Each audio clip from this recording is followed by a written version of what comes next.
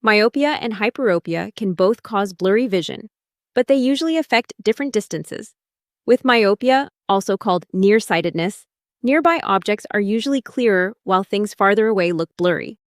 You might notice trouble reading road signs, seeing a presentation screen, or recognizing faces across a room.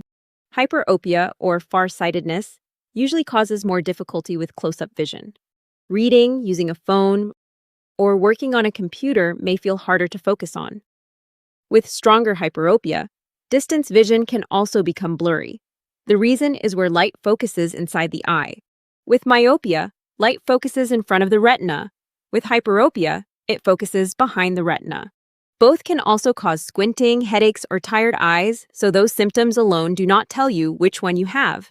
A simple way to remember the difference is this. If faraway objects are blurry but nearby objects look clearer, myopia may fit the pattern.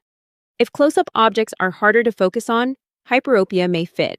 An eye exam is the best way to determine what is causing blurry vision and what correction may help. For more information about myopia versus hyperopia, read the complete article at eyefatigue.com.